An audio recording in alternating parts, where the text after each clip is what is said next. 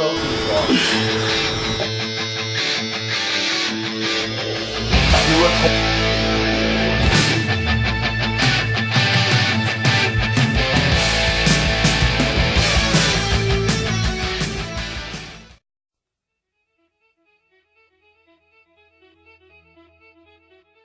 One thing that I see in gyms today, and I've seen it throughout my career, but it's probably worse today than it's ever been. I know the young guys want to get big, and that's where it begins, and that's where it ends. I mean, year after year, it's all the focus is on getting big. Well, you do have to be big. You have to gain the lean muscle mass before you can, get lean and cut.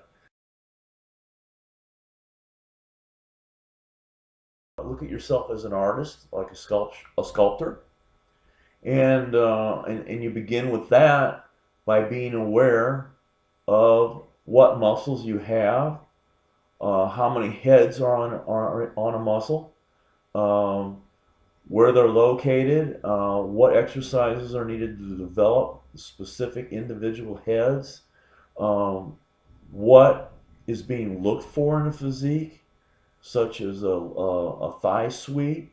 A biceps is a two-headed muscle. They want to see that split, that division in that biceps muscle. It's very rare to see. Triceps, they want to see the tail and the lateral head. I mean, you need to know all these things. You need to know all your parts. And again, like I've said before, most bodybuilders are anatomically ignorant. And I'm sorry to say that, but it's the fact. And but you need to go into the gym with that freedom to express yourself, to sculpt your various parts, and it becomes a lot of fun, and it's very rewarding as you see your shape, taking shape, so to speak.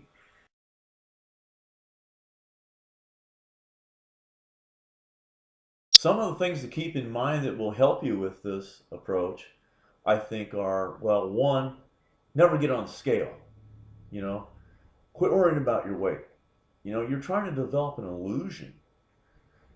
Some of the great bodybuilders were small guys. Muhammad Makawi was a small guy. Franco Columbu was a small guy. Danny Padilla was a small guy, 5'2", the giant killer. Don't worry about your weight. Don't worry about the weights that you use in the gym. Everybody wants to lift this heavy weight as bodybuilders. Now, if you're a powerlifter, that's a different thing. But it doesn't take a lot of weight to work your say biceps, for instance. They're small muscles.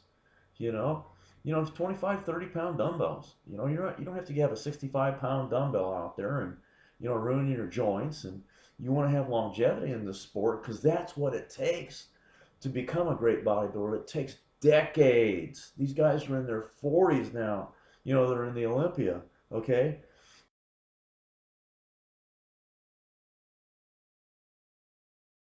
Let's use a photograph of Serge Dubray as a kind of an example here. Let's take a look at Serge here. Okay, when we look at Serge, we see symmetry. And what creates that symmetry?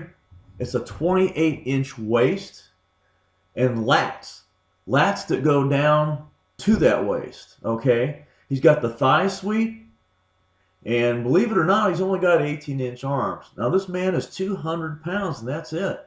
He's 5'11.5", but he's got the right amount of lean muscle mass on his frame. Okay, so it's an illusion. This man is not huge.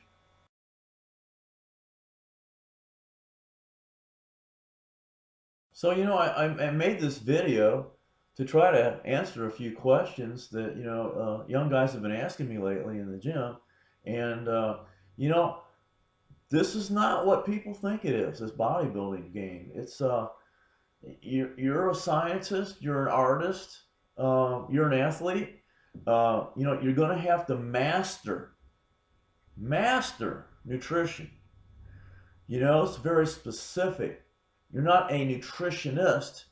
you're focusing on creating a body it's lean muscle tissue, okay, and at the same time, losing fat. Who can do that? We're the only ones that can do that. I mean, the rest of the population, they can't comprehend. You know, and the way to do that is you're going to have to know food. You're going to have to understand calories.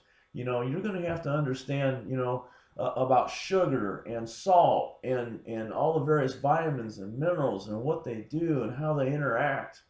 It's a lot of work. You're going to spend a lot of time in the kitchen, more time than you spend in the gym. You're going to have to understand supplementation, which is a science by itself. Most of the stuff, that you see at GNC and the vitamin shop and online, most of it's garbage. Most of it's garbage. It's a fad industry. Okay, there are a very few of these products that do work. Of course, the many vitamins, minerals, those are always good. But like creatine, vanadyl sulfate, glutamine. Those are some of the things that truly do work. And then you could take probably 90% of the store and just throw it in the dumpster because it's garbage and it's tremendously overpriced. You need to focus on whole foods and that handful of supplements that are going to work for you.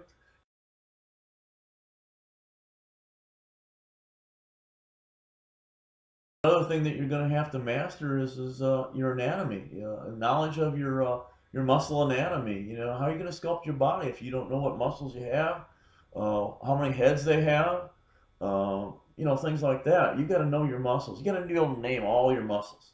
Now, how many people can do that? That's what's going to set you apart. Okay, you need to understand how your digestive system works, how your metabolism works. You have more than one metabolism. How do your metabolisms work? Okay. The last thing I want to mention is that you are an individual. You're not a guy in a magazine. Your body is not going to react to training the way the next guy is. Your body's not going to even react to the foods or even the supplements, maybe, the same way as the guy next to you. You have to learn what works for you, and you have to experiment. You study, you experiment. You talk to people that are professionals. You pick their brains. You go back to the gym. You try it out. This is a lot of work. This is a job in and of itself. I know you guys got to work another job, but you got to look at it that way. This is a profession. We're getting more and more people that are actually making a living from this, or as trainers. But this is what it takes. And we can't be dum-dums anymore. We're in a new age now. This isn't the 60s and 70s. So I just want to let you guys know that these are some of the things that you're going to have to consider if you're serious about bodybuilding.